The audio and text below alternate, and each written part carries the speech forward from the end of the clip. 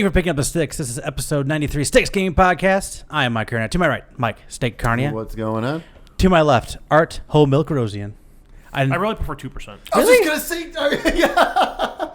Like, I'd rather it be 2%. I feel like I'm always in the minority, no matter what it is, whether it be the way we align our sticks or I'm always the odd man out. I grew up with 2%. So did I, but I graduated to whole milk. Nah, never made it there. I drank whole milk while my kid was smaller, and I guess whole milk is better for little kids because it has more nutrients. That was like what's in the house. Yeah, basically. Yeah. So we had whole milk, and I'm like, well, I'm not going to go out and get a gallon of milk that I'm going to have 2 cups out of for myself, so I'll just suck it up and drink the whole milk. Really didn't think we'd be getting that much into milk talk. I'll pour some water in it and water it down if it really bothers me. God. Oh, that was a joke. I would not actually do that. You pour over ice. It's delicious. God. Milk on the rocks. Let that melt for a little bit. With a twist of lemon. Dilute it a little. Make it curdle. That's awful. Let's move on. Anyway, so there has been topic. a ton of games that have come out that we got a chance to really dive into since the last time we all got together. We're going to be talking about Afterparty. At least I finished the Modern Warfare campaign. Finish it. Shall also finish this. We can get into that. Luigi mentioned 3. We're going to talk a little about that. A little game called Stranding. We're going to be getting into that. So we got all kinds of stuff to either everywhere from like first impressions to like full on. This is what we thought about this whole game type of stuff. So yeah, we are packed to the gills today, as they say. We get into spoilers at all on Modern Warfare? Yeah, sure. Should we say that till the end then?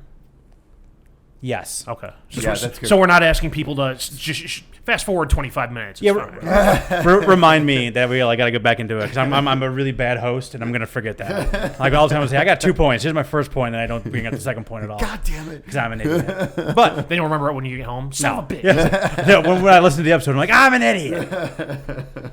Steak, what you playing? All right. So the 2 main ones for me. So played, finished. Absolutely loved Luigi's Mansion 3. So the game was fantastic. Absolutely fantastic. So you've played all of them, correct? I played a little bit of the first one and most of the second one that was on 3DS. So the 3DS one was really my first big exposure to it. And I really enjoyed that one. I know a lot of people were kind of on the fence of that one. But I really enjoyed that one a lot. But so this one was just more like, you know what, it's a fun style. Like let's why not? Let's go for it. You know, it came out on Halloween. It's like the perfect Halloween kind of game. So I was like, all right, let's do it. And from the minute it started up, like first of all, I think this is the best looking Switch game. Really? Like it's incredible. Like it's just the textures are just amazing. The cutscenes are phenomenal. Like you see the fibers in Luigi's shirt and everything. Really? Like like it's really well done. Didn't see that coming. No. They got the voice in the games. You know, you got your typical little sounds from all the different characters. Yeah. But it's also got like kind of like the Nintendo-lish. Like so you still have Luigi going, I did it, like at times and stuff, which is pretty funny. But the gameplay wasn't too complicated. So now there's a new slam method. So once you start sucking up the ghosts and you get to the point where the tail is basically in the vacuum, you can meter fills up and you can hit A and you can slam them. Okay. And then you can also slam them into other ghosts, and that takes away some of their hit points. So it kind of helps with that aspect as well. So that one, in some of these instances, it made it a little bit easier in that kind of cases because of that. But I found this game to actually be pretty challenging at times, though, especially some of these bosses. Some of these bosses, it would take me 5-6 minutes just to figure out, okay, what the heck do I even need to have to do here to like hit and like cause any kind of damage. But no, it was great. The game itself starts. The first couple of floors are like a typical kind of hotel. You feel like you're in a hotel and everything. And then after that is when it starts getting crazy. Like different type of levels, like just like crazy stuff going on. Like one of them's like got a giant tree going through it. That was actually my least favorite levels. Like this big garden. Was the way it was done was just aggravating to me. But then there's this Egyptian level and this dance club level and stuff like that. You know, so you're just going through the levels.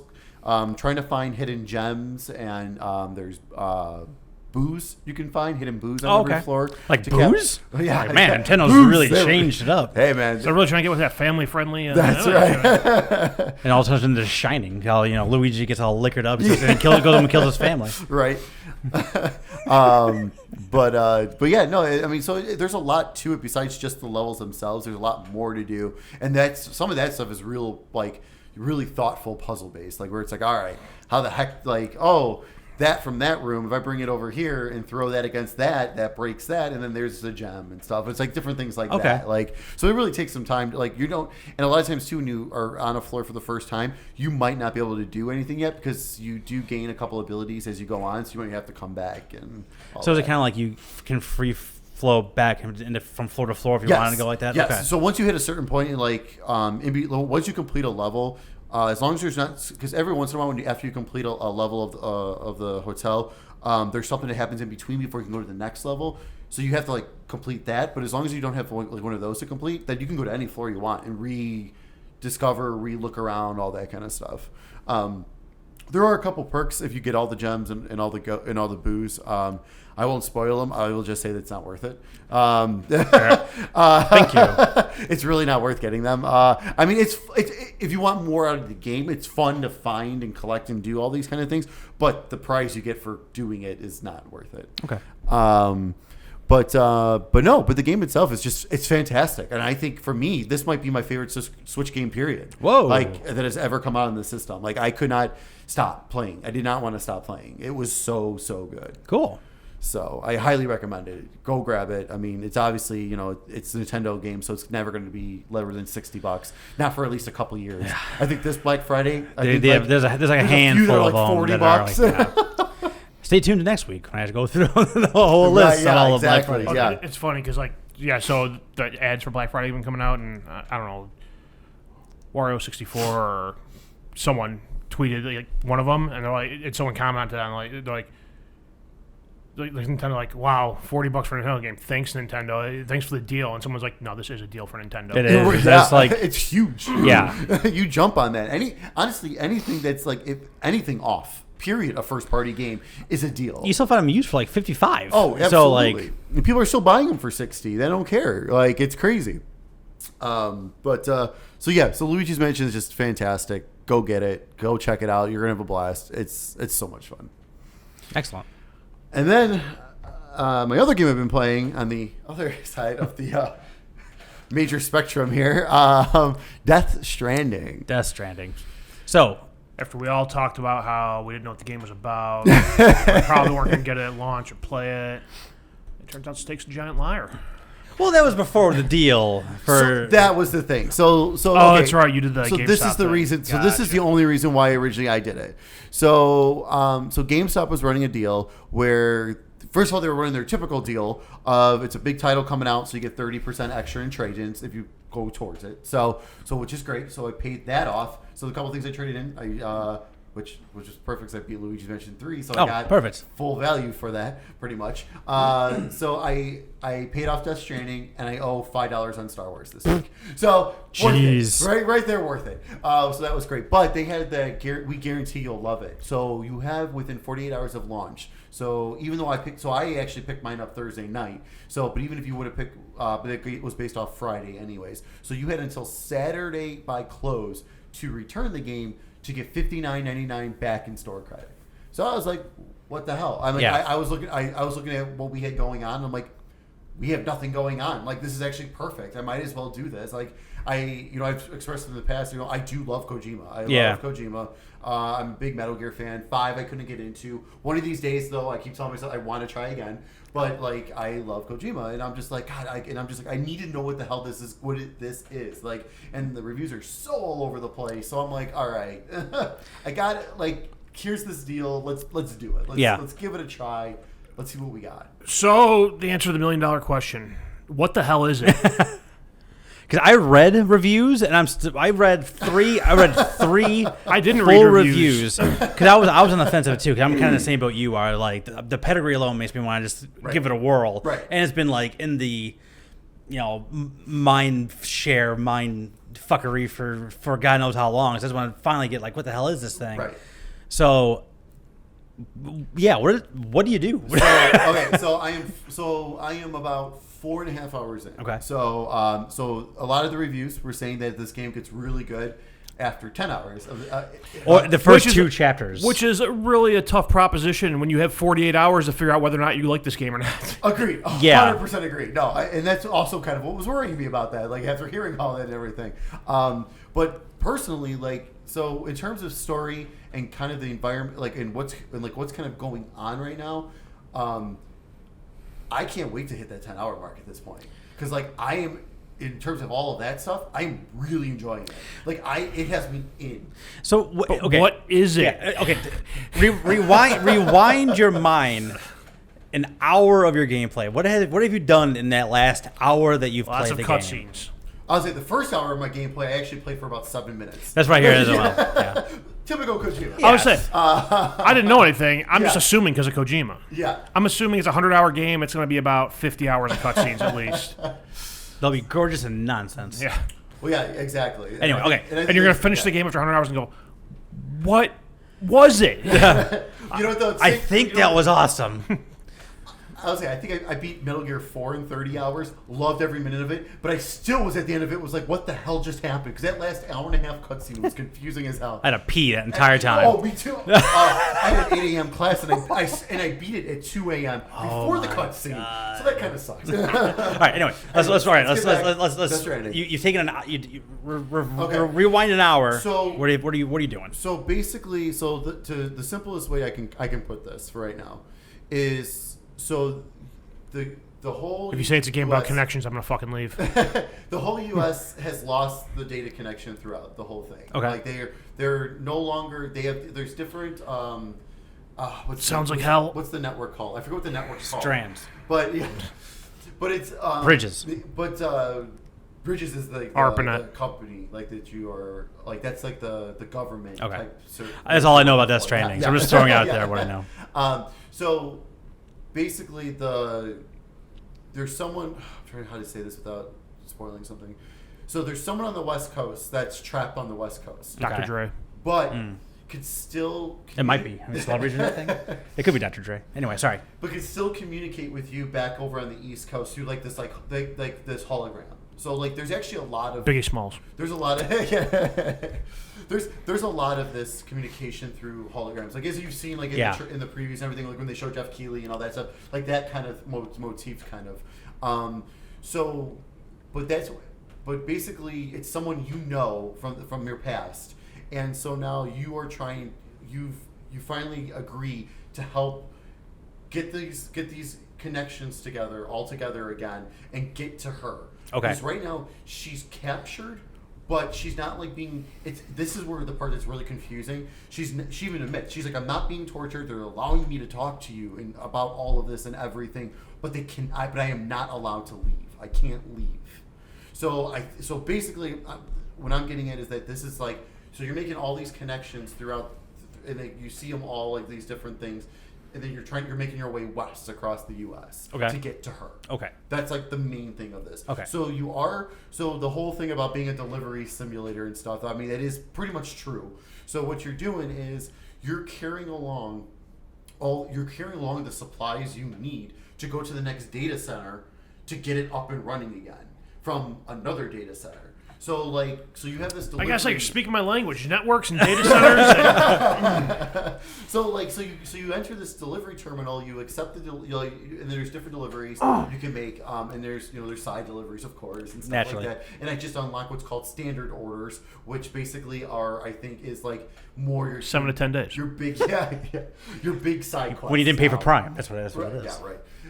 So these are like your big. I think these are like your bigger side things now. Okay. Where it's like, if you don't, it's not necessary, but like it's going to be super beneficial if you do them. I think going forward, kind of thing. So it's kind of crazy. So you get all your different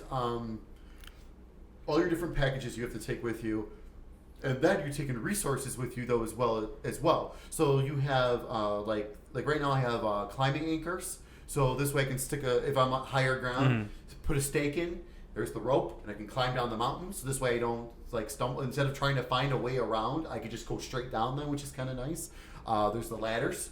So again, yeah. up like that, or if there's a treacherous river, you can kind of put it as long as it's like make it a long bridge. enough, Oh, okay. You can kind of basically make a bridge. All right, and stuff cool. like, or sometimes there's like at least you can like make a bridge to like a rock, so then you can kind of get over the rough part, and then you can wade through the rest of the water. And then another thing, it's called PVC, I believe it's called. And now this one is where I keep gaining new structures to create with those. So I can get one, so you bring one of those with you, and like right now I can make a Postmate, which is basically a delivery pod I can make anywhere. So if I'm collecting lost cargo that I found in the world, I can put it in there and I get half the credit. And then I leave it for someone else to come along and take it to the correct destination if they wanted to. Or I could take it to the correct one and get the full credit for it. So is that like the And that's kind of where online the aspect? online aspect comes Okay. in. So a big part of that is, so when you leave your cargo in those areas, so when someone else comes into when someone else is playing their own game, they don't come in your game, they play their own game, but your structure can pop up in their game. And then if they go there, they can see what cargo's in there, and also too, you can leave like equipment and weapons and stuff like that in there, because like you gather, because right now, this is where it does get kind of micromanaging, because I've got boots on, but I'm also carrying a spare pair of boots because you could see the quality of your boots deteriorating as you're going through this. Yeah. That was why I read it in a review. I was just like, I'll wait on this thing. Yeah, that's like for me, but so far I've never made a journey where I've necessarily needed the second pair of boots. Okay. Like where I needed to swap during it. I mean, I've had hit to the point where it's like, okay, now I'm getting to the point where I'm like, all right, these boots are about 40%. I see where I gotta go. I'm gonna make sure I have that extra pair with me when these ones go. Okay. And this way I can switch them when I'm in the middle and not be stuck somewhere, because I don't know what happens. My guess is that you move at a snail. Do you walk pace on your hands then? Yeah, right. So when you're getting all these deliveries together, all your packages together, and then you're getting all your tools together, you lay them out on your body. So the majority of them are going to go on your back to kind of help with balance, just the way they carry them, because you got this thing you're carrying and stuff. But you can place them on your arms. You can place them on the sides and stuff. So based upon kind of how you stack everything too, is kind of helps you with your balance. Now, keeping your balance in this game can be a huge pain in the ass. Like, you think you could be walking on level ground, you probably aren't. And then all of a sudden your guy starts tipping. So you have to hold L2 to get him back straight, and then you let go. And then he starts tipping again. Oh God, hold L2. Or you can kind of hold both triggers and he'll kind of grip together like a hard grip, but then that slows you down. Okay. And I mean, you do get kind of scored at the end of each delivery on your time as well. So even though it's still, don't worry, because like my first delivery I think was like 42 minutes, but I still got an S ranking for the mission. Like, so it's one of those things where it's not like it's going to be slow. I'm sorry. Did you say 42 minutes? So so many questions. So you've delivered the thing in 42 minutes. What did you get? So you get Street cred. So there's different porter levels. There's like a star of different things. So there's like miscellaneous, delivery time, delivery quality, cargo quality, because it keeps track of how much damage your cargo takes. Oh, so if you're like tipping over and you don't catch yourself, you'll tip over. Yep. And if your cargo takes too much damage, you fail the mission. You got to start all over. But if you keep so far, I think it's been, as long as it's been over 50%, however much you have over 50%, you get some bonus likes. Okay. And then that helps fill your star up, which then levels your porter level. And when you level up your porter level, that's how you get access to these new structures and all this, like a bunch of different things. Gotcha. To kind of help build out the world. Okay. Like the last thing I just got the ability to build bridges.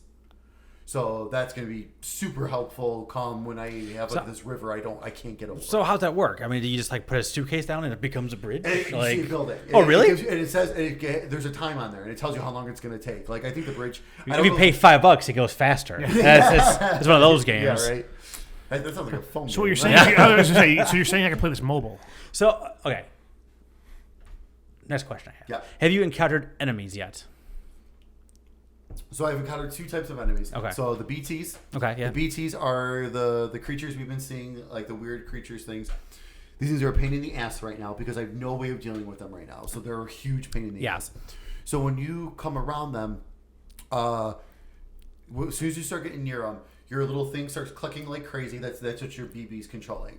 And so as you're going through, you hit the R1, and then you could kind of see their outlines of their silhouettes. Like a pulse. Okay, like there's like an actual silhouette. Oh, okay. And then it's like okay, it's right over here. So you're trying to go stealthy right now, but you can't walk right past them. But so at one point you can hold down R1 and you cover your mouth, so you're holding your breath. So you have to hold your breath as you pass one, because there's one time where I thought I was past it. I was not. I let go, and then all of a sudden, I see these spikes of these strands shooting out of the ground, and then it gets in the area, and then all of a sudden, I'm in this like looks like a mud pit kind of thing, and these bodies are coming and like grabbing at me and stuff, and I'm like falling over. So you gotta like grip onto your packages so you don't, and then after you hold on for long enough, then you can start like hitting them with it and like backing them off, and then but while you're in that mud pit, you're moving slow. So you'll see the edge of it. So you're like, oh, come on. And then once you get out of it, you can start running again. Okay. But you gotta be careful, because then there could be another one right there. So right now that's kind of a little aggravating. I know eventually you get a point to where you can deal with them. Yeah. And I think it makes the game like really easy when that happens. From what I've seen in the reviews. But for right now, it's tough. They're tough right now. It's brutal. Have you died? I have not. Okay. I have not died yet, but I've gotten very close a couple times. Okay. I got really close one time. I had to pound a Monster Energy to regain my health. Very good. That's why I'm here right now. Yeah. I did the same thing. So those guys are really interesting, and it's really crazy with that stuff. But then the other enemies I came across are the mules, and they're the ones that are like stealing packages. Look at like in the yellow jumpsuits I've seen in the trailers. They got like the orange Yeah. staffs and stuff like that. Those guys have been for me not having any weapons, and they have these giant staves. I've taken them down with no problem. Huh. Like, it's really weird. Like, they get one hit in because they hit me with their staff. Like, I don't know why. Every single time I run up to them, I start punching. I feel like the first two, my punches don't connect. They hit me with their staff, and then I hit them with 3 punches, and then they're down on the ground, unconscious. I don't know. It's weird. But there was only one mission I had that did that so far, where I had them, because I actually had to infiltrate their camp to steal a data printer to bring it back to a database. So that was kind of interesting. So those guys weren't so bad, but the BTs, like I said, those things are such a pain in the ass. And right now, the mission I'm on, I just barely made it through to where I needed to go, and now I got to go exactly back to where I just came from, which means I got to go through that again. So now, but this time though, I'm going to start looking for. I'm going to see if I can find maybe a better path to where I can kind of. I don't think you could flat out avoid them, but at least not. I pretty much ran right through the middle of them. That's when I got there. I didn't realize it until I was already in. Don't mind me, your ghost is fine. Like I said, the thing started going crazy. I hit the R1 to surveillance the ground, and I was like, oh, I'm like surrounded right now. I'm like, oh god, because also too, when you hold your breath, there's only so much stamina, because after that dies or the stamina goes away, then you can't hold your breath anymore. And when you're doing that, you move slower. So of course it's like, oh my god, I'm not gonna make it. So is it scary, or is it like just kind of tense? Because like tense. Okay, I would say tense. I would definitely say like tense with a bit of creepiness, because like just the way everyone talks and everything too is like kind of creepy. Like with Del Toro's character, Deadman's really creepy. Like just with the way he talks and everything, it's just like. It's so much, like there's so much going on, like, but I'm in, like, and I keep thinking about it, like that's like we always talk about that. That's like the sign of the great game, right? If it's just like living in your brain. Yeah. So again, the gameplay doesn't sound like amazing, but like I am actually okay with like taking my time, like finding a path and stuff. Like I'm normally not very patient when it comes to stuff like that, but for some reason with this one I'm getting it, like And the nice other part too is besides like the whole, your posts, like I was saying earlier, how your posts like and stuff goes to other people's games. Well, in my game, constantly things are popping up where like I see ladders people put down or ropes they've already put down, and I can go and use their stuff that they've put there. I'm like, so usually if I see something, I actually try to like. Again, you can make your own paths, obviously, but if I see that, I'm like, well, hell, someone figured. Yeah, they already blazed a trail. They put stuff down. They put kind of a trail down. I'm gonna try to go. Like, especially this time, like now I kind of did my own path on my way to where I just got to, but on my way back now, I'm like, okay, I got to survey. I'm gonna put up a watchtower, because when you put up a watchtower, that's another thing you can build that I've gotten. And you can survey a lot further and a lot more. So then it'll show up on your map, kind of where everything is in that area, like different ropes, ladders, everything. So I'm going to put one of those up, use it, and then so when I head back, I can kind of see what people have already done, hopefully, and then I can make some advantages there and hopefully avoid the BTs this time. Very like cool. I said, they're a huge pain. But no, but I like I said, I'm very intrigued. Like I wouldn't go as far to say that this game is like perfect or anything like or game of the decade or anything like that like people have been saying. Yeah, I know. I'm not gonna go that far. Kojima, I mean, it definitely has my attention. This game, like I said, I'm constantly thinking about it. I want to dive back into it. So I'm really curious to see where else it goes. And like I said, they say it gets good after 10 hours. I'm enjoying it now, so I can't even imagine what's coming. What chapter are you in? 2. Okay. I'm only on chapter 2. That was the thing I saw in Kotaku too. Was like get to chapter 3 as quickly as That's possible. what I saw too, and that's actually what I'm trying to do. So yeah, I've only I pick up some stuff if I see it along the way. Yeah. But like I've seen things that just left it. Like I'm like, all right, I'll come back whenever I want if I want to come back for this stuff. But yeah, because there's a ton of like cargo everywhere. God, that's.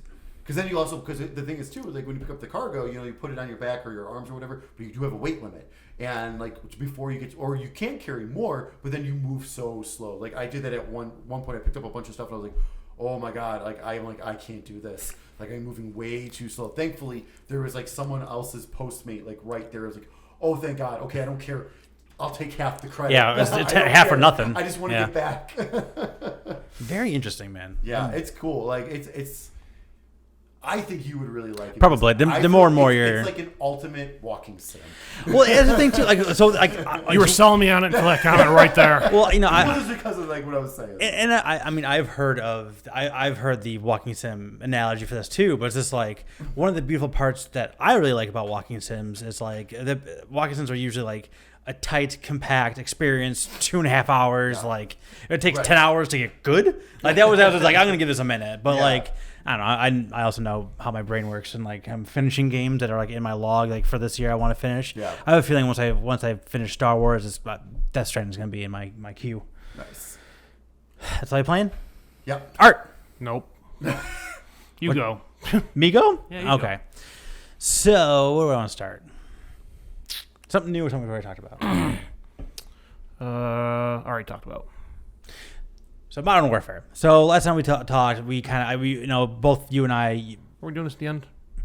Well, you want to do it at the very end? Or you want to start talking now and do spoilers at the end?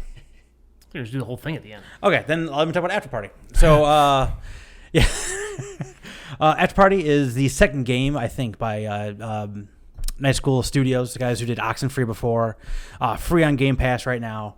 I played it from beginning all the way to the end. It was joy throughout the whole thing. Afterparty, the main mechanic that you do in the game is you get these drinks, and the drinks change the way your conversations go. And the main story is you've died and gone to hell, and you're trying to get the hell out of there, to use a pun. But like the whole thing is like you're using these drinks to interact with demons and other people have died and Satan himself to try to figure out how you're going to get out of hell. And you find like a loophole in their system that if you beat Satan in a drinking contest, you can leave hell.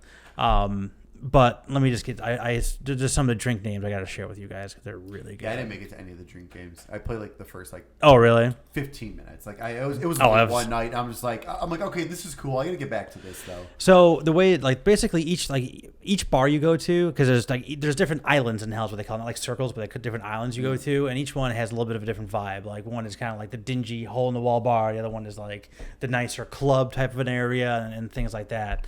But each bar has their own drinks, and each drink makes you a different kind of drunk, and that's why that changes your conversation. Like it's either liquid courage or become a bully or you talk like a pirate or and it's just like all these things. And when you're in the dialogue, you get two options usually that are just kind of generic options, like an A or B type of an option, and then you take a drink, and all of a sudden a C option appears that goes along with that drink.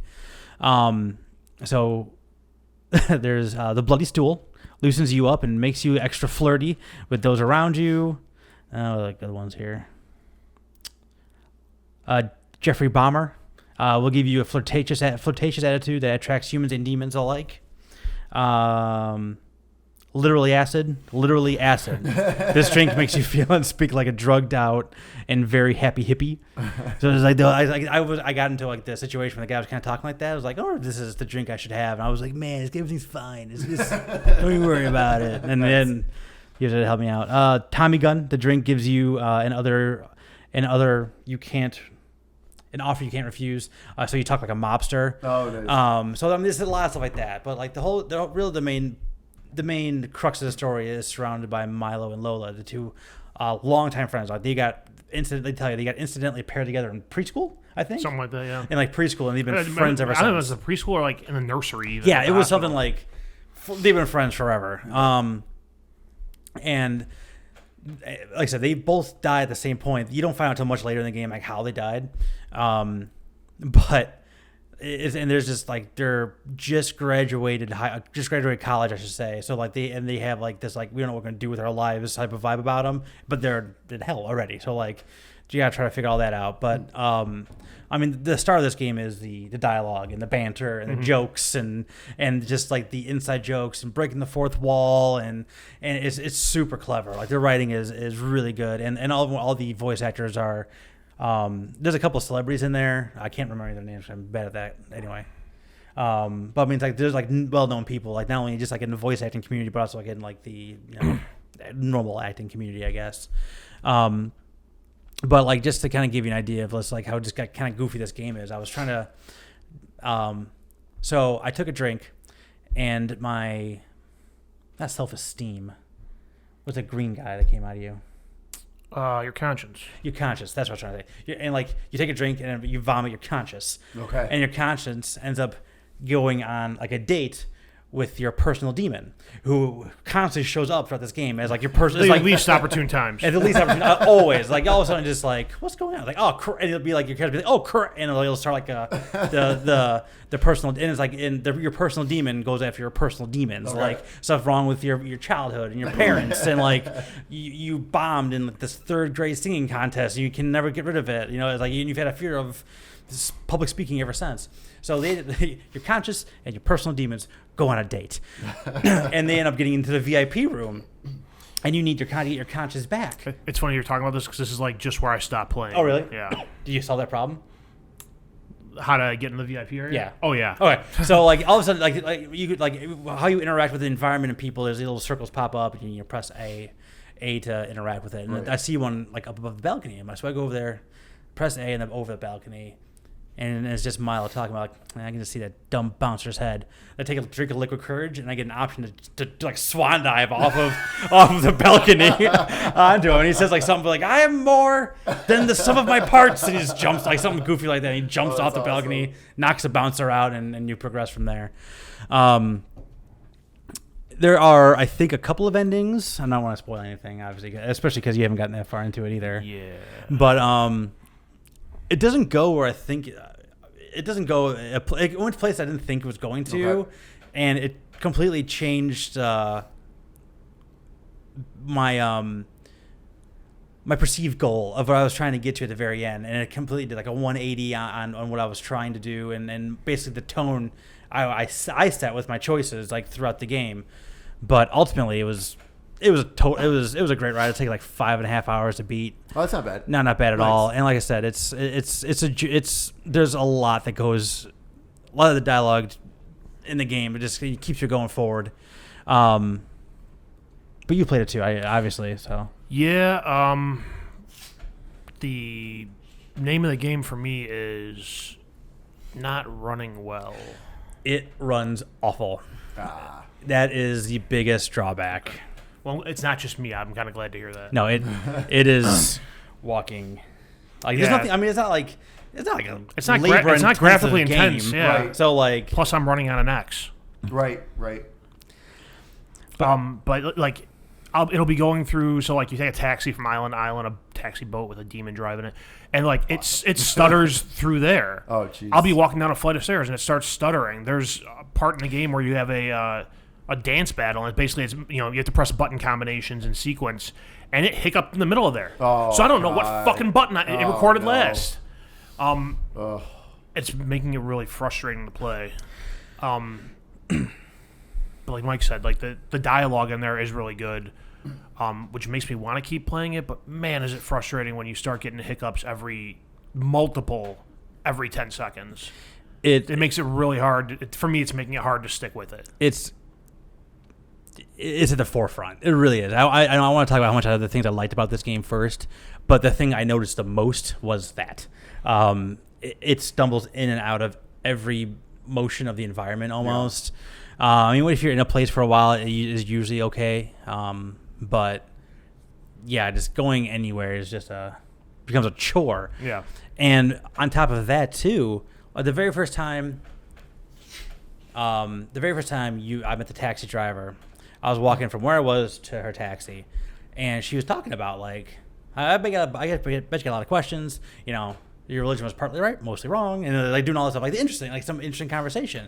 And I was walking too fast and got to the taxi too quick, and he cut it off. Mm-hmm. So I was like, okay, well, I restarted it because I really wanted to hear it. So I restarted it, stood there, listened, and then walked. Okay. But then for the rest of the game, I was like gun shy about going in and out of locations because I didn't want to like cut off dialogue because that's the star of the game. Right. So I just wanted to. So there's been times where I'm just like I'll kind of like just like walk slowly, and then dialogue will be done, and then I'm just walking in silence for the rest of the way. Yeah. So like there's a couple weird pacing things there too. Well, I'm trying to remember because I didn't play a lot of it, but didn't Oxenfree do the same thing with dialogue? Yes. Like as you like if you walk too fast, like the characters just all of a sudden switch conversations. Yes, and in an Oxenfree though, like you weren't always with other people. Like there was a little more. It was a little more lonely than this is, where you always have Lola and Milo are with you at all times. Okay. And the switch kind of random too. Like you all of a sudden you're Milo, and then the conversation, and you like there'll be like a white outline of Lola. Then you're Lola all of a sudden, and that. The other weird thing that I would have loved to have, and there's two things with the drinking itself. One is I don't know if it really makes that big of a difference which drink I pick. In terms of like what happens. I feel like I would get to the same. Well, that's what I was curious about because you said there's like the situation with the hippie and the literally acid drink. Yeah. Like I haven't seen any situations that I've come across so far where picking a particular drink would make a difference. I picked the one where I was like a rambling idiot, and the story progressed. So I don't.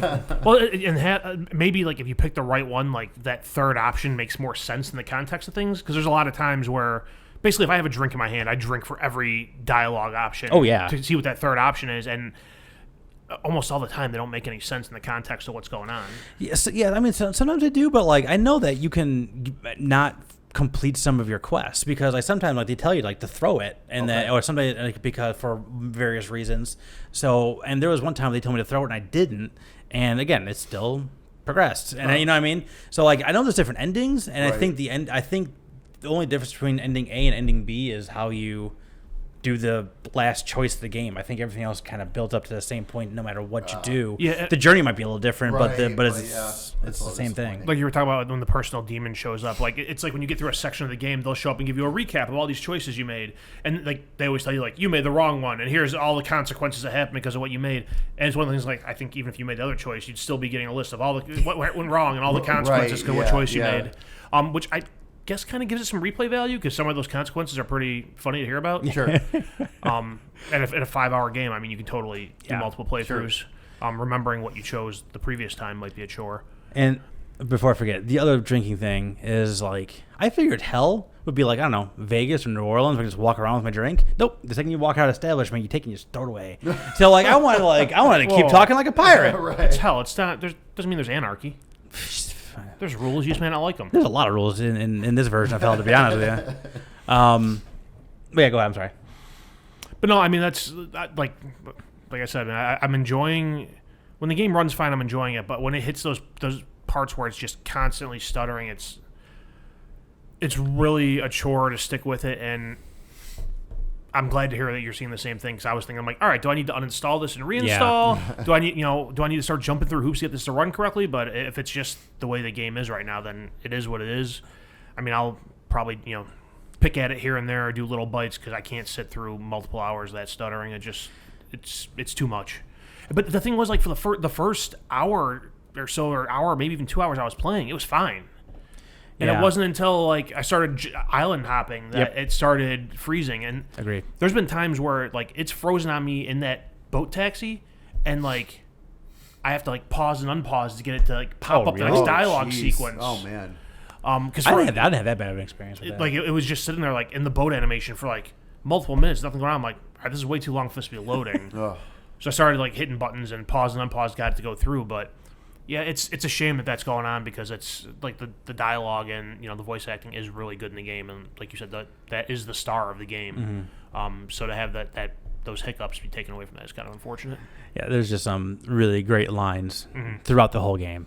It's like, and like a lot of times you'll walk into a conversation. Every time you go up and get a drink, like there's always two people like talking at the bar and always having some kind of whacked out conversation. And like the very first thing like you do is, you realize you're hell. You continue to processing, and they're like, "You sorry, sit at table 2." So you say, "Go sit at table 2," and then they call you up. And the guy who's like handing out punishments, being like, "Listen, I hear you, but just because you eat farm fresh doesn't mean a damn thing down here." This is like just like stuff like that. Like you just like always walk into something like just so funny that's happening. But yeah, I still would recommend it with an asterisk just because like I would hope that they would get that stuff ironed out. Hopefully they'll patch it up. Yeah. And like I said, I think I played like 2 or 3 days after it came out, so like it was still pretty fresh. But yeah, Afterparty it was very enjoyable, and I like I said, I would give it a whirl no matter what, just because I really like that kind of game though too. Yeah. Like this, like I said, I loved Oxenfree, so like that was gonna be a must play for me no matter what, and I was able to power through it. But if you're kind of like you said, that's not really usually your type of a game. It's not. I was sold on some of the voice actors in it. Yeah. So like having something else like kind of push back against you is just it's a bigger push than it was for me because I'm already kind of more in than you are on something like that. Yeah. Yeah. I know I texted you like the one night I was playing it about when you get into Satan's house and you go like I don't know if it's a trophy room or an office or what it was, but there was one reference in there that had me. I was dying laughing about it. What was it? So if you go in there at the back right, there's a framed football jersey. I didn't see that. It's a Greg Hardy jersey.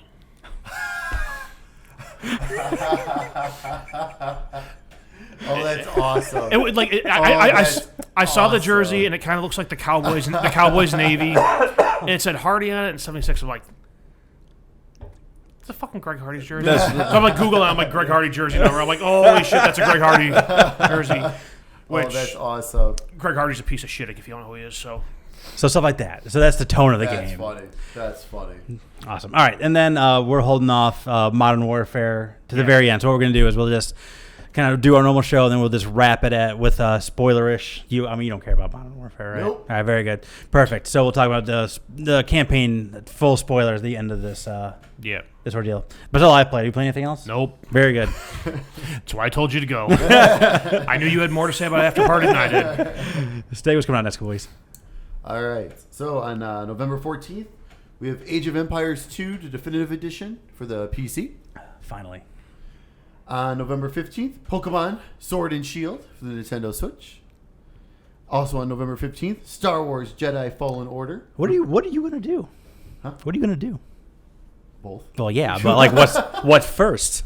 Well, the nice thing is like the Pokemon's on Switch. So that's kind of nice. So that's kind of like I'll do a little level grinding in bed or on my lunch break at work, that kind of stuff. So, and then Star Wars will be like my main night. I got you. At night kind of game then.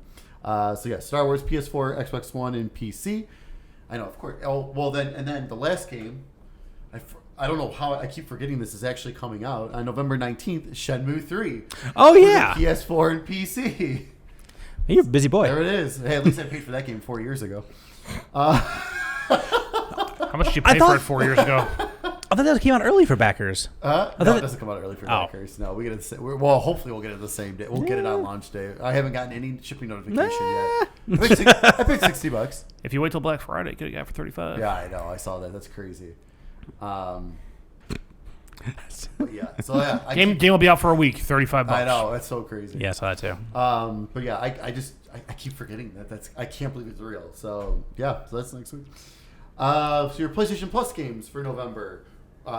It's you know that you can download them now. Neo and Outlast 2. Two quality. Yeah, very. So Neo, I passed on just because I just did. I didn't know I liked Souls games back then. So That's awesome. Yeah, and I'm not good at that. so I want to give another one of those a try because, like I said, Bloodborne clicked with me. Sekiro did not. So hopefully this is somewhere in the middle. Somewhere in between. I So think, good. because it's kind of like kind of that Sekiro kind of feel, like martial art kind of more feel, but I don't think it's as brutal. I mean, it's tough. Doesn't but I grind don't you think into a it's nub. I don't think it's totally like that. Yeah. And then Outlast 2 I never played. I only played the first one, so I'm super pumped to jump into that. For Xbox Games with Gold, it's a little different story on this end. For Xbox One, Sherlock Holmes, The Devil's Daughter, on November 1st through the November 30th. I bought the game 3 days before that. Did you really? It was like $3, so I'm okay. fine. Oh, okay. But I was going to go. That's a Mike game. it is. I'm very excited to play it. I know. I think it's our second Sherlock Holmes game we've got. I think it is too. But like what I like about that is like you can actually get it wrong, and they're just let you go about your day. Like there's like an achievement at the end of those games, like you got them all right. So like so at the very end of the game, if you don't get that achievement, you possibly put someone to death and had it wrong. It's fine. Awesome. Anyway, Sure that it coming for another reason. It's like firing someone at a job. There's something wrong somewhere along the line. And also for Xbox One, The Final Station from November 16th through December 15th. And then on Xbox 360, which is also playable on your Xbox One, Star Wars Jedi Starfighter from November 1st through the 15th. And Joyride Turbo from November 16th through November 30th. And there was one Xbox Game Pass game added recently. I don't remember what date it was on, but it was the Lord of the Rings the card game, yeah, was added, which that was a surprise. Yeah. So I got that downloaded. I haven't had a chance to try it yet, but I'm curious. It looks very much like Hearthstone. yeah. I think the day this episode launches is the XO19, however the hell you say it. 19, yep. So, and that's I'm sure they're gonna have. Oh. Here's 15 games I think they've or already whatever said it is. 14. Oh, really? They're going to announce, I think, 14 announced, and then there's some other good stuff. Over how many do I already own? Because I'm an idiot. I don't know. Extra. It's time for the news, the limited news. Limited news. All right, so Google announced the launch lineup for Stadia and their lineup for more games coming by the end of 2019. The launch lineup is Assassin's Creed Odyssey, Destiny 2 The Collection, Guilt, Mm-hmm. spelled Gylt, Yeah. That's like my name. Just Dance 2020, Kine, I don't know, Kine, Mortal Kombat 11, Red Dead Redemption 2, Rise of the Tomb Raider, Samurai Showdown, Shadow of the Tomb Raider Definitive Edition, Thumper, and Tomb Raider Definitive Edition. Yeah. Is this a retro console? It's not a console; it's a platform. Is this a retro platform? Well, Odyssey is that's a gimme. They already had that working, for Right. The beta. I mean, Destiny has some new stuff in it. Guilt and Guilt- Kine are new ones. Guilt is that exclusive one they showed off. Yeah. It actually looked kind of interesting. Right. But everything else, it's like, okay. So like, all three Tomb Raiders. That's kind of weird. yeah, and like, Strike One is like you're taking pre-orders, but they're not going to have it like at launch for a bunch of people, which is kind of insanity for me because it's a Chromecast and a controller. Yeah. 2, this. I was just saying, like in the past week and a half, my opinions of Death Stranding and longer for Stadia are they're like passing each other. Hey, I'm kind of considering Death Stranding now. I really hate Stadia right now. where I was like, Stadia can be good. Let's be optimistic. Let's give it a chance. And the more and more stuff they announce, I'm just like, this is terrible. What are you guys doing? You had so many months. What? I know. This is so Why bad. were you taking pre-orders if you can't fulfill deliveries? What the fuck? Stupid. And And they didn't announce the prices of those games. and yeah, we said $60. They didn't announce it. But I know. we don't know pricing on some of the stuff. We don't even know if it works yet. I mean, and that's like a pessimistic Odyssey view, and I works. get it. Yeah. He said, I know, and you played Odyssey, and a lot of people had their hands on it, say it's working fine, but also this haven't been out to the masses yet. Right. So, I think it's going to be interesting to see how this actually scales to the amount of people who are going to be playing it. I'm assuming I have a better than average internet connection for most of the population in North America. I know or I whatever. do. Me I too. play that premium. So I mean, it's Seeing not great. seeing Red Dead 2 on here is interesting. Mm-hmm. Yeah. Because that'll be your tech test right I was there. just going to say most PCs can't even run that 4K 60 frames. I was saying, most PCs aren't running that great with the local install right now. Yeah, so curious to see how that's going to work with the 4K 60. So I You only mean, need 30 megabytes for that. Isn't Samurai Showdown like a 90s arcade game? there's a new one. Oh, okay. This came out in the past summer. They did Okay. a new one. Yeah, I was this like, is the- this is are the they new one. releasing an old SNK arcade game? What the hell? I know. I would almost rather just be like a massive retro library. That'd be fun. All right, and then they got some new stuff that's gonna be coming out by the end of the year. Yeah, 14 more titles by the end of 2019. Attack on Titan 2 Final Battle, Borderlands 3, Darksiders Genesis, Dragon Ball Xenoverse 2, Farming Simulator 19, Final Fantasy 15, Football Manager 2020, Ghost Recon Breakpoint, Grid, Metro Exodus, NBA 2K20, Rage 2, Trials Rising, and Wolfenstein Youngblood. I mean, there's some bigger games too. I mean, there's some big games on this list, but it's just like, why am I gonna have this service when I can have all these basically same exact experiences on a console I already own? Well, the thing too, in the initial wave there, aren't they limiting it to Google branded devices? Yes. A Galaxy tablet or Galaxy phones, Galaxy tablets, Chromecasts, like that kind of stuff. Yeah. Well, you can play in Chrome, can't you? Huh? You can play in Chrome. Yeah. Yeah, you can play in Chrome. Yeah. But the thing that questions me there is the Darksiders Genesis. That's not coming out this year. They already delayed. They announced the release date a couple weeks ago. It's really? February 14th. So they're lies. I don't know what that's about. Unless it's coming out. This article's from today. I'll tell you. This article is from literally 9 hours ago. Jesus. Yeah, it's I don't know. Like, it's one of those things. I want to be optimistic that this is going to be a good thing and it's going to work well. And the more and more they tell us and show us, it's like it's not good. Yeah, and I hope I'm wrong, but I just don't think there's a place in the marketplace for it, because if this was the same service, PlayStation branded or Microsoft branded, I think it'd be very different. I mean, Microsoft's doing their own thing now, obviously, and PS Now is, it's cheaper now and growing leaps and bounds, but it's the same kind of service. So like, right. But I just don't see. I'll say, but PS Now is also cheaper. Yeah, $60 for a whole year now. All right, what else you got? That's it. Is all for news and everything? That's it. I didn't find any other news. Very good. All right. We just said we really didn't have a topic, so we knew that we had a bunch of stuff that we played new. So, all right. Well, that's going to be our show for anyone who doesn't want to hang around for the. And we do the non-spoiler stuff first, and then kick everyone out. All right, you run the show. All right, fine, I will. Going home. This. Screw you guys. All right, so we both in bed right now. We both finished the campaign. Yes. It's a standard like Call of Duty campaign length. It's 5-6 hours. Mm-hmm. Like, kind of, what were your takeaways from this year's campaign? It was a Call of Duty campaign. I totally agree.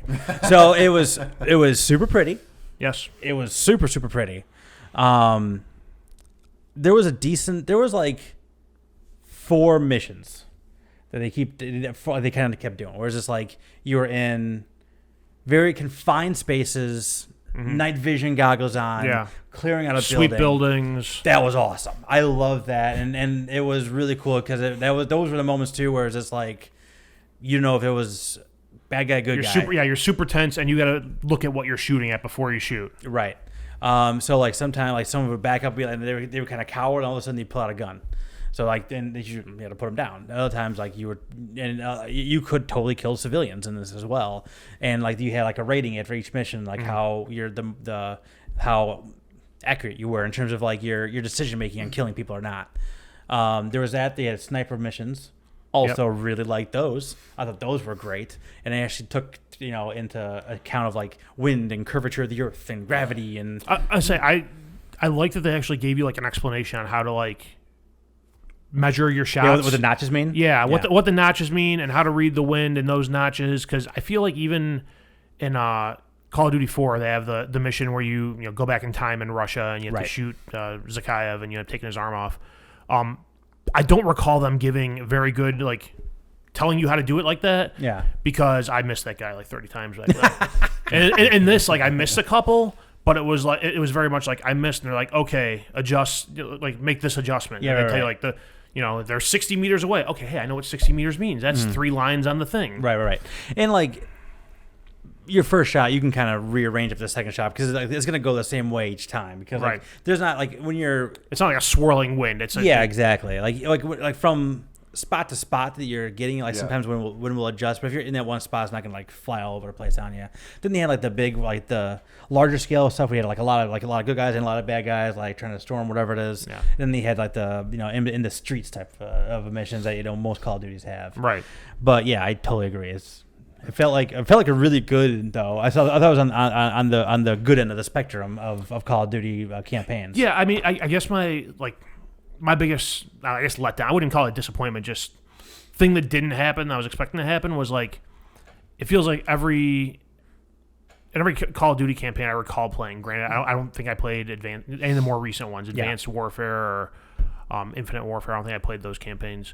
But like going back to the Modern Warfare series, it was like there's always like the one oh shit like big moment, and I don't feel like there was that in this one. I mean, I guess I'll say what it is because it's the second mission of the game. But when the suicide bomber goes off in Piccadilly Circus, I guess that could be it. But compared to like in Call of Duty 4, like the United States gets nuked. Yeah, and I play a little bit of Infinite Warfare. Like there's they have like a war parade. And all of a sudden, like all these giant freighter ships are like crashing and going, and then it's just anarchy in town. So like, I agree. There wasn't like that big oh shit moment. It was definitely more confined to like those main 4 characters that were in your missions. And sometimes it's 2 and 2, and sometimes you're all together. The game felt more claustrophobic. I'll say I did enjoy the difference in the missions, like the clearing buildings thing. Like I'm sure that's been in a Call of Duty game before, but I don't remember it being done like this before. You have missions where you have to go and take out the lights and use night vision, and that's been around before, but it feels like it was done a little bit differently this time, which I enjoyed. But overall, like I said, it was a Call of Duty campaign. Mm-hmm. And there's a couple other missions too where you get a chance to like you got A, B, and C, and you kind of get a choice of how you want to do those. Mm-hmm. And you have Price doing like Overwatch. He's like taking people out and like shooting, and just like kind of like we talked about with when we talked about multiplayer last episode, it was like the sound design in this game is unbelievable. Yeah. And like I can't tell you how often I knew someone was this way because I heard them be that way. Right. And not only that, but also being like, hey, I'm with you, or like I said, didn't you know you had a buddy with you, or like, hey, contact, and I would hear him say contact before I even see the other guy, right?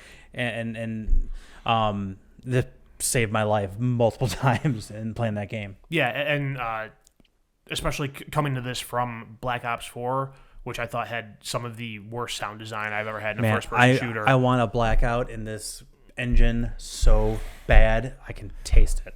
By the way, I rebought Black Ops 4 for $5, so I'm ready. But yeah, like coming from that to this, like the sound is definitely night and day, and you can use your sound to get a general idea where an enemy is, or even it might be a friendly. I've been spinning in circles before. I'm like, I hear footsteps. Oh, it's you. So I think, like I said, I enjoyed it, but I don't have much else to say outside of the non-spoiler stuff piece of it. Yeah, I think that's about it. But yeah, if you're interested in the campaign, if you like Call of Duty campaigns, it's par for the course. I'm sure I haven't seen it yet, but if there's a Black Friday sale, definitely go for it if that's your type of thing. There is. There is.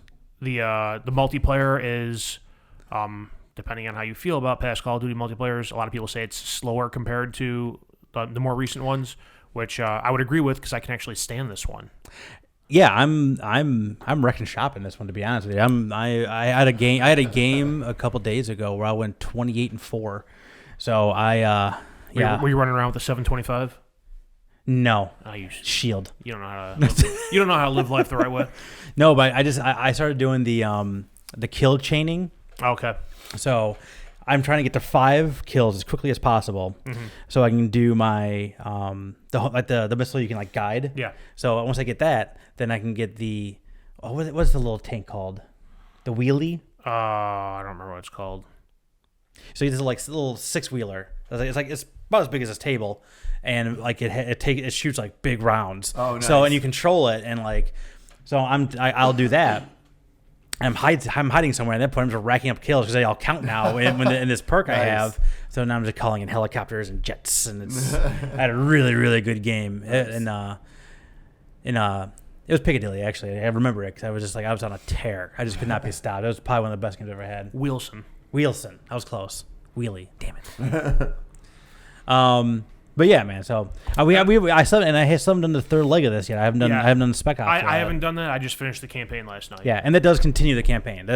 Once you finish the campaign, it gives you like the first cutscene for the special ops, and it tells you like story continues in special ops. Yeah. So I want to check that out just because it's more game. I'm curious. Yeah, definitely. Now that I've finished it, now I feel I can go do that and not ruin anything for myself. Mm-hmm.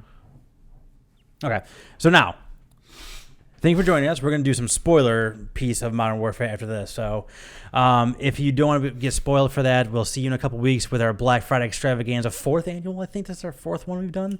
Yeah. So. Yamahama. I'm putting my spreadsheet together for y'all. So We'll see you in a couple weeks with the Black Friday deal extravaganza. And if you're still here, it's because you want Modern Warfare spoiled for you. So what is the... if you had to point toward like one like what would be the main spoiler in the main spoiler is that this is a goddamn prequel. Yeah. You get to and I was kind of pissed about this because all along I'm waiting for Soap to show up and all these other guys from Modern Warfare because in the lead up to the game being released we were told it's a reimagining of Modern Warfare.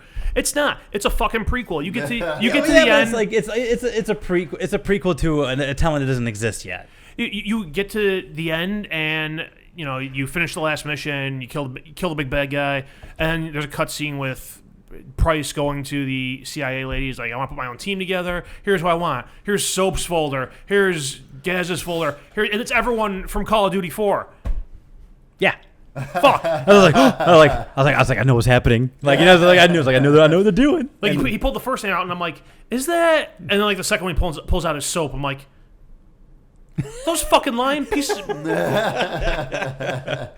But this all true, but it's so the Spec Ops could be the reimagining. It might. I mean, it might be, but like I said, like it's like I don't know. Like I said, this is like a prequel to a timeline that doesn't exist yet. So this is like getting it back into like present day. Right. But I should say, before he starts busting out the folders, he gets presented with the mission that Zakayev and his son are going into it, running roughshod over Russia, which is the fucking half the story from Call of Duty 4 Modern Warfare. So. And then he gets the folders and makes his team and names it, Squad 141, which is what their name was in that game. And now we've come full circle to 15 fucking years ago. I'm excited for the next one. Next time, am I going to get what I was told I was getting this time? Maybe. I don't know. I'm not affording. It could be something.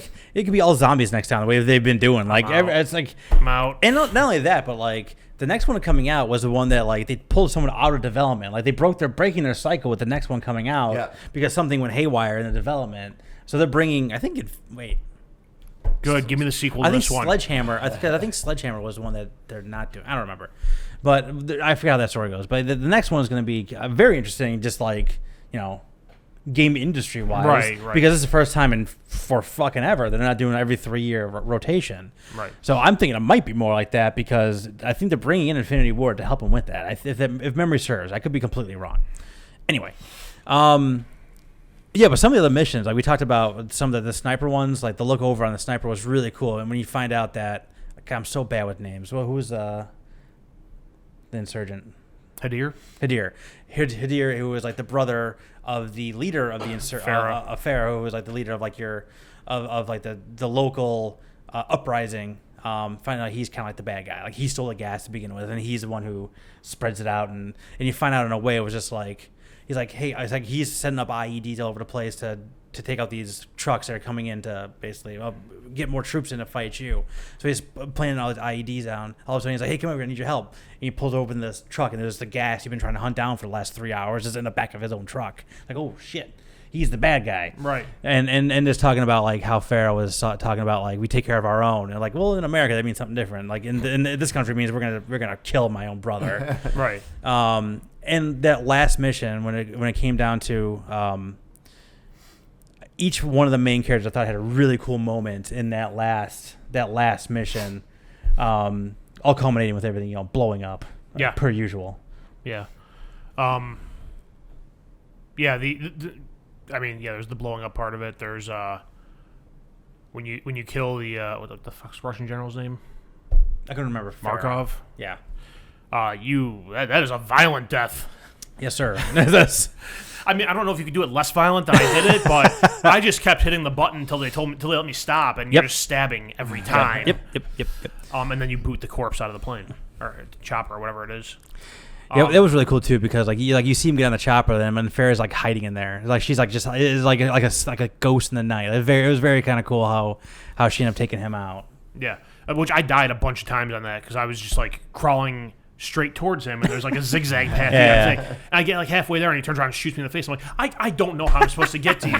So then I like stood up immediately, and I'm trying to like press buttons to throw the knife, and you got to go the other side. Yeah, other highlights. Flying the RC planes with the explosives was super fun because I was like, you call it in, all of a sudden you're just like you're RC piloting a plane, and when it blows up big. Yeah, man, I did really enjoy it. There's the scene where you finally capture the butcher, and there's the interrogation how did I completely forget about this scene? Jesus Christ! So yeah, you capture the butcher as you see him earlier in the game, like they're storming the U.S. embassy, I think it is. And you see the butcher just in Urzikstan, whatever the fictional country they're in, just blowing people away. You see a kid run away. He's like, "Not you," and just like blows his kid away. He's the butcher. Yeah. End up. You see him storming the embassy, but then also he shows up when they do the cutback of how Farrah and Hadir, like their origin story. Right. You play them as kids. When Russia's basically going in there trying to eradicate the entire country at this point. Yeah, it's basically like a radicalized cell in their country attacked Russians. Mm-hmm. So the Russians are just going into town and killing everyone and planning on burning the city down, and that's where the gas shows up for the first time, and they start gassing people. And you, Farrah and Hadir, are basically kids trying to get out of their own house, and then B, trying to escape. And so you do some pretty messed up stuff for a young child to do in that scene. But yeah, so the butcher scene, you got the butcher all tied up in a chair. Captain Price basically hands you a gun and says like, "Hold on, go get the package first."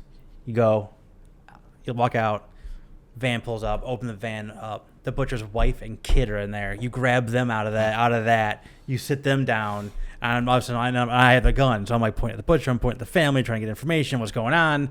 So I pointed towards the butcher's knee and pull a trigger. Click. No bullets in it. And so it's just like, okay, fine. And they're like, all right. And the butcher kind of like eggs you on, being like, you don't have it in you. And Price is like, here's the bullets. And so then you start loading the gun slowly. And then Button is like, don't touch my family, don't touch my family, don't touch my family. And at that point, you get your information, and you get a choice. Yep. What you do? I shot him in the head. Just the butcher? Yeah. Okay, me too.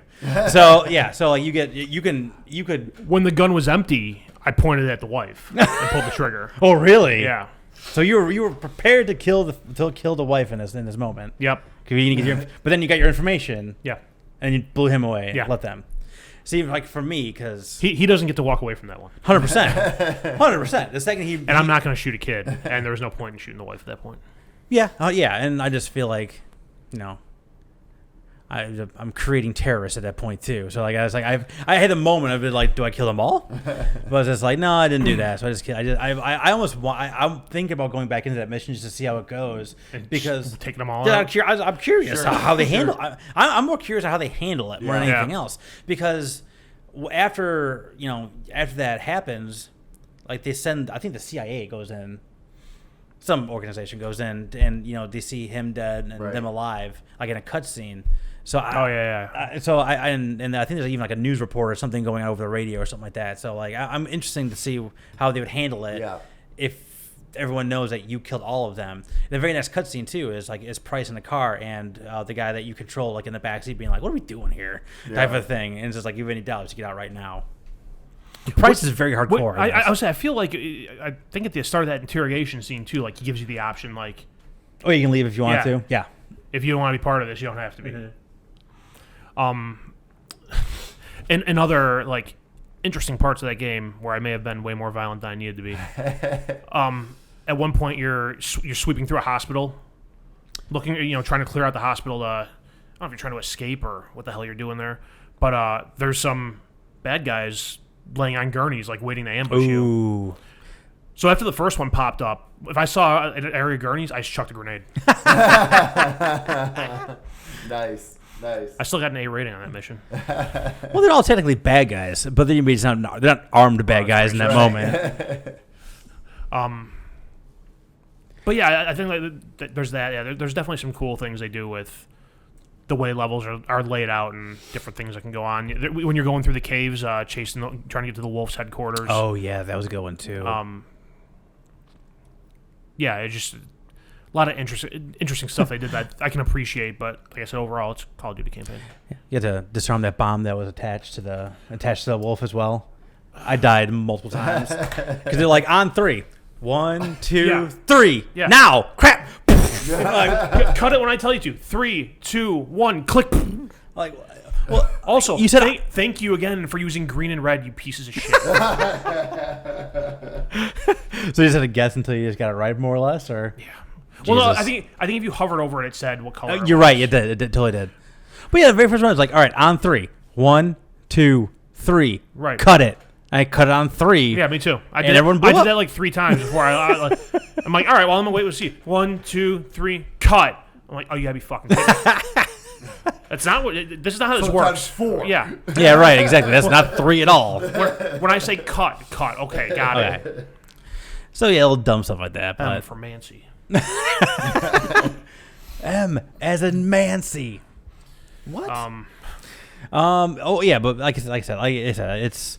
The more and more I'm talking about it, the more I think I'm realizing I'm liking it because they had even like weirdo like one-off stuff where you're trying to get the UN ambassador's assistant, out of that embassy or wherever her title was, and you did that by you had to like hack into a camera and tell her when to move and where to move. So like it was you had to like move her around. What was her final fate for you? I think she lived. Yeah, she didn't live for me. So, like, you go through that mission, she gets you the key. Yeah. And then you get out and you go to the ambassador's house. Correct. And they charge there. And, like, as soon as you go in there, one of the, I don't know, I think they're terrorists. Oh, they grab her, right? Yeah, they grab her and they're holding her hostage. And, like, I couldn't get the shot off in time. No, I blew that guy's head off. I saved her life. Yeah, I was a hero. Couldn't get the shot off in time. It was like I had it lined up and, like, he pulled her in front. And I'm like, and then he shot her anyways. I'm like, all right, well, now you die. No, that's, yeah. I can get anything for it if it makes you feel any better. I didn't get a trophy or anything. So, yeah, I know. Going through the trophy list, surprisingly easy a platinum game. Really? Yeah. I didn't do that yet for some reason. It's not hard if you know what you're trying to do. Yeah. It wouldn't be hard. And there's like a mission select too, so I bet you can probably just go back and forth and make it all work. So there's one mission where you're sweeping through like a apartment complex.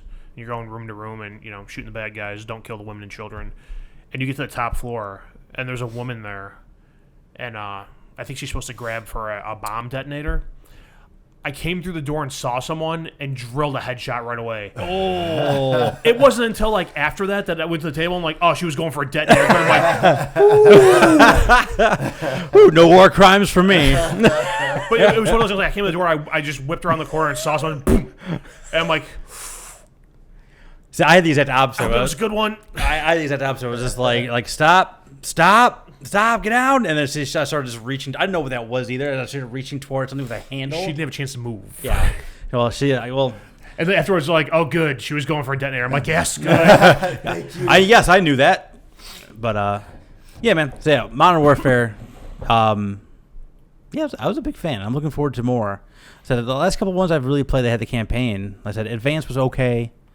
I didn't play World War II, but I was digging Infinite Warfare what I was playing on, and this one I think is, like I said, it's definitely on the in the top 5 conversation. And you've had enough at this point where you can have a top 5. I'm torn between whether I want them to keep doing it and actually remake the original Modern Warfare, or if I just want this to stand as a prequel into what that was. Man, like I said, I don't think it was a prequel to that. Like, I see what you're saying, but like, I still feel like a lot of that stuff is not. A lot of stuff would have happened in a present that didn't exist in that timeline, because like this is like 2019 is when those things happened. When you played Call of Duty 4 in Modern Warfare, it was like in 2011, where it was like in that time frame. So I think this is just like an offshoot timeline that they can keep doing this if they wanted to. Yeah, I mean, they did a good enough job with it that I wouldn't be like horribly offended if they, keep going and redo it, as long as they, redo it well. That's kind of a high bar to clear to redo a game that's highly regarded well. Yeah. So there you go. I think that's all I got to say about Modern Warfare. Anything else to say? No, that's it. All right. Well, thanks for sticking with us. I think this was longer than we thought it was. We didn't have a legitimate topic today or not. But next time we're going to post a little bit early because we didn't want to post on Thanksgiving because that's just nonsense. We'll probably post the day before, probably that Wednesday. And then we'll have the Black Friday extravaganza ready to rock and roll, so you'll all save some hundreds and hundreds of dollars. We're looking at some preview stuff. This is one of the better hardware ones I've seen recently. Hardware is the top. Especially the last year, there were some great game deals. With what I've seen so far, the hardware is insane, and the game deals are okay. There's some. I was just looking. I haven't seen much where I'm like, ooh, I got to get on that. Totally agree, but they're also the ones I've seen to be like this and 40 more games. So what are those other 40 games that they haven't even they haven't put on the online yet or anything like that? Yep. So I'm hoping to have this should be one of more complete lists too, because like last time I didn't have like a bunch of them because I think last time we did it, but for GameStop. And GameStop didn't mark yet. As the day we posted, GameStop came up, and that was like the best deal on a bunch of different stuff. They had the best deals last year. So we'll put all together, do what I always do in terms of telling you what store is going to have the best deal on individual games and other hot items and deals like that, and we'll have it all for you guys next time. And we'll see you next time, Stickheads.